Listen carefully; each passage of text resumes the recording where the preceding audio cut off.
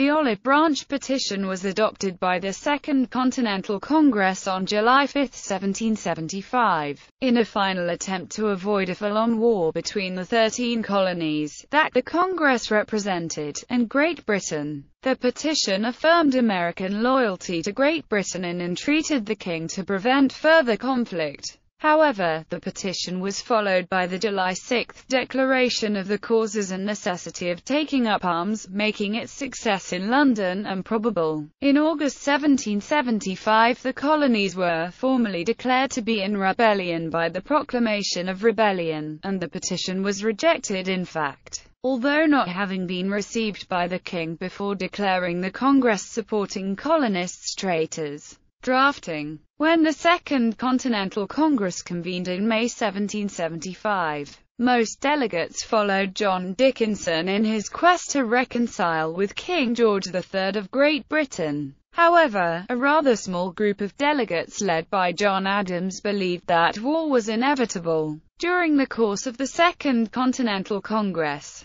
Adams and his group of colleagues decided the wisest course of action was to remain quiet and wait for the opportune time to rally the people. This decision allowed John Dickinson and his followers to pursue whatever means of reconciliation they wanted. It was during this time that the idea of the Olive Branch Petition was approved by the delegates. The Olive Branch Petition was first drafted by Thomas Jefferson, but John Dickinson found Jefferson's language too offensive. Dickinson rewrote most of the document, although some of the conclusion remained Jefferson's. Dickinson claimed that the colonies did not want independence, but that they merely wanted to negotiate trade and tax regulations with Great Britain. Dickinson suggested the king draw up a final plan or agreement to settle trade disputes. To help the king with his plan, Dickinson suggested that either the colonists be given free trade and taxes equal to those levied on the people in Great Britain, or no taxes and strict trade regulations.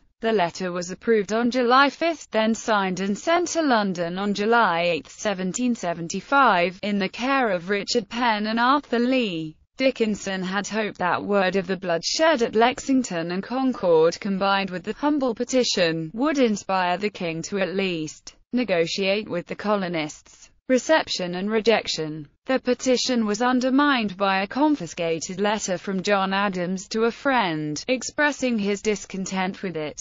Adams wrote that war was inevitable, and he thought the colonies should have already raised a navy and captured British officials. This letter arrived in Great Britain at about the same time as the petition. Advocates of coercion used Adams' letter to claim that the petition itself was insincere. On August 21, Penn and Lee provided Lord Dartmouth, the colonial secretary, with a copy, followed on September 1 with the original. However, the king refused to see them or to look at the petition, which in his view originated from an illegal and illegitimate assembly of rebels. Instead, in response to the news of the Battle of Bunker Hill, the king had issued the proclamation for suppressing rebellion and sedition on August 23, declaring the North American colonies in a state of rebellion and ordering all our officers, and all our obedient and loyal subjects, to use their utmost endeavors to withstand and suppress such rebellion. The proclamation had been written before Dartmouth had received the petition, because the king refused to receive it. The proclamation effectively served as his answer. Consequences. The Olive Branch Petition still served an important purpose in American independence.